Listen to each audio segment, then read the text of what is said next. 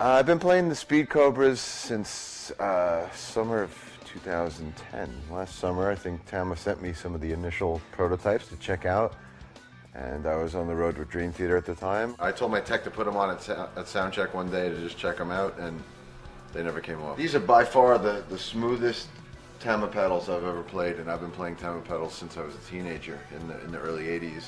My first sets were, I used the Camco pedals, but then I was using these other Tama pedals throughout the 80s and into the 90s, and then when Iron Cobras came around, I switched over to those. And now with the Speed Cobra, it's by far the smoothest, fastest pedal I've ever played. You know, everything about it, it's durable, it's fast, it's light, it's got the longer footboard, which is really cool, and it's just kind of like playing on a cloud. The new beaters, I think it gives you a little more balance, and I like the weight of it and the attack of having this as opposed to a flat attack. I put them on my kit at the start of the Dream Theater summer tour with Iron Maiden, and I went right from that tour into touring with Avenged Sevenfold, like literally the next week, and basically did, you know, almost 8 months straight of touring between Dream Theater and Avenged Sevenfold and Transatlantic, and the pedals just held up, not a single problem after all those shows with all those bands and all, you know, all over the world, and they held up.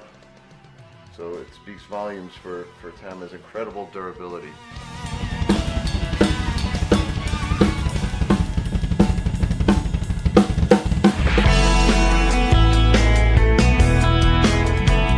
Hello, I'm Terry from Tama Drums. I'd like to talk to you today about Tama's newest bass drum pedal. It's called the Speed Cobra. It's part of the Iron Cobra pedal family, but mechanically speaking, it brings a lot of innovations to the pedal market. One of the unique features of this pedal happens to be the longer footboard. It's the longest footboard we've ever offered on a Tama pedal. The longer footboard provides more throw, more acceleration. Having a longer footboard isn't the only reason this pedal feels the way it does. It has a lot to do with the placement. We call it a recess setting.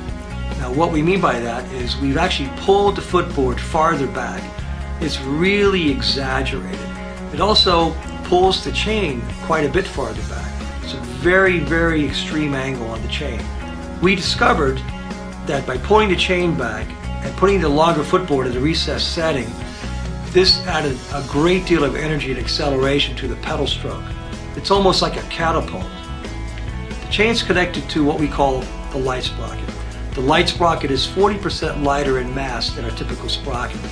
So those three key components tied together, the longer footboard, the exaggerated angle of the chain due to the recessed setting, and the Lite Sprocket equal more inertia, more power, but with less effort. I also want to mention the new fastball bearing system. We tested a multitude of bearings and we decided on this unique bearing. It's the same bearing that's used in the automobile industry for ABS systems. It's also used in computer hard drives. The bearing system is mounted in a very unique way. Unlike the typical compression that you see in a lot of pedals nowadays, where the bearing is actually pressed into the frame, or it's put on top of the frame and then it's compressed from the top.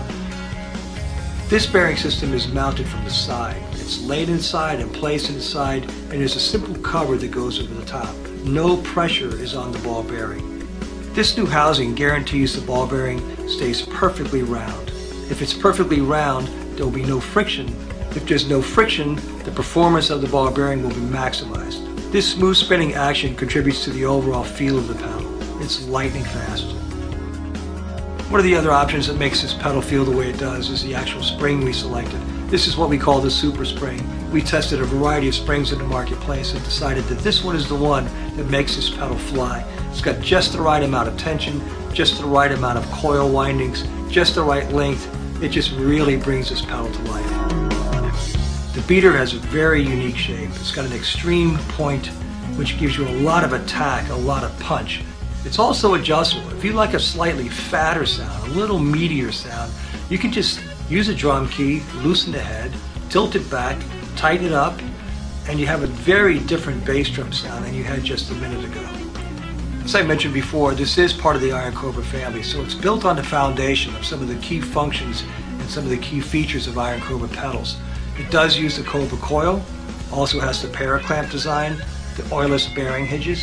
Comes with its own hard shell carrying case. For quite a while we've had several artists testing the pedals, artists that play entirely different musical styles. Some play single bass drums, some play double bass, some play double pedal. Some of the positive comments we're getting back are the ease of playing, the lightness, the feeling, and how not only smooth the pedal is, but how powerful it is. As we all know, there are a lot of choices in the market today. A lot of different pedals, a lot of different drums, a lot of different cymbals, whatever you can think of. There's so many choices. The only way to find out if this pedal is for you is to try one yourself. See if you feel the difference.